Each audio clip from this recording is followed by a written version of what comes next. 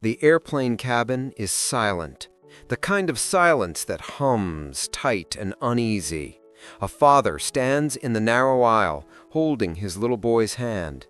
His wife sits just behind him, her eyes wide with fear and disbelief.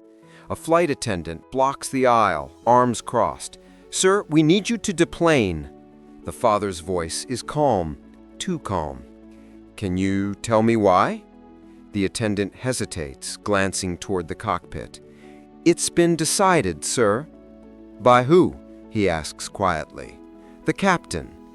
Passengers watch in stunned silence. Some whisper, others lift their phones, recording. The man's voice doesn't rise. "My family hasn't done anything wrong." The tension is suffocating. In that stillness, a truth begins to unfold, one that will soon shake the internet and force an airline to face what it tried to ignore. The man's name is David Brooks, a 42-year-old father of two from Atlanta, an IT consultant, husband, mentor, and the kind of dad who still tucks his kids in every night. He wasn't supposed to make headlines. This was just supposed to be a family trip to celebrate his wife's birthday, a simple flight from Denver to Orlando. But everything changed before the wheels even left the ground. They boarded early, seats 14A through 14C. David settled his son into the window seat, his wife beside him. They laughed about how the boy loved airplanes more than cartoons. Everything felt normal, until the flight attendant stopped by. "Sir, is this your child?" "Yes," David said, smiling. "Is there a problem?" "Can I see your boarding passes again?" He handed them over, confused. She frowned, walked away, returned with another attendant. "Sir, we're having trouble confirming your family seating." "We're all on the same reservation," he said, pulling up the email on his phone. "See? Brooks, 3 tickets." The attendant exchanged looks with her coworker. "Please stay seated for a moment." Minutes later, another voice came over the intercom. "We are experiencing a brief delay due to a passenger issue." David's stomach tightened. He could feel the eyes on him now. Quiet, judgment, curiosity, discomfort. The attendant returns, this time with a supervisor. "Mr. Brooks, can you step into the aisle for a moment?" "Why?" he asked. "You're making my wife nervous. We just need to clarify something with security." "Security?" His voice sharpened slightly. "What's this about?" "We received a report of a possible seating discrepancy." "A discrepancy?" He laughed, not from humor, but disbelief. "You're pulling my family off a plane over a seating discrepancy?" "Sir, please cooperate," she said stiffly. "Cooperate with what? My wife's sitting right there. My kid's 5. His son looked up, small voice breaking the silence. "Daddy, are we in trouble?" That question hung in the air, and that's when the phones came out. Passengers began filming. Someone muttered, "Here we go again."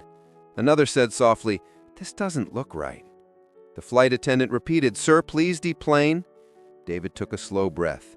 "I'll leave," he said finally, "but you're coming with me." "Excuse me? If you're removing us, I want you to explain it on camera, right now." Her face froze. "Sir, no," he said, his voice steady but commanding. "You're not hiding behind policy. Tell everyone here why you're pulling a black family off a plane." She glanced nervously toward the cockpit. The murmurs in the cabin grew louder. "Let him fly!" someone shouted. "They didn't do anything." Another passenger stood up, a man in a gray hoodie, phone raised. "This is discrimination. You're profiling him." The flight attendant's professionalism cracked. "Sir, we're following protocol," she stammered. "Then say it on camera," David repeated. The pressure became too much. The supervisor finally intervened. "Mr. Brooks, we apologize. There's been a misunderstanding." "A misunderstanding?" David asked, holding his son close. "That's what you call it?" The supervisor's voice lowered. "The system flagged your reservation as a mismatch. It's already been cleared. You can stay on board." The cabin was dead quiet, all eyes on them. David exhaled slowly, turned to his wife, then sat back down. He didn't yell. He didn't curse. He simply said, "Next time, make sure your system knows what family looks like." The flight took off 20 minutes later, but by the time it landed, the story had already gone viral. Black father and family pulled from plane, his calm response goes viral. The video, filmed by 3 different passengers, showed everything: the confrontation, the tension, the moment David refused to be humiliated. Within hours, it spread across social media. Millions watched as he stood calmly in that narrow aisle, hand in hand with his son, demanding accountability without raising his voice. News outlets picked it up. Hashtags trended. The airline scrambled to release a statement calling it an unfortunate miscommunication. But the public wasn't buying it. People saw what really happened. A man who did everything right, still being treated like he didn't belong. A week later, David appeared on morning television. "You stayed so composed. How?" the interviewer asked. He smiled faintly. "Because that's what they expect you not to do," he replied. "They expect anger so they can shift the story. I wasn't giving them that. I wanted my son to see that dignity speaks louder than rage." His words went viral again, this time not as a headline, but as a message. Comments flooded in. "That's what strength looks like. Every father should hear this. He turned humiliation into power."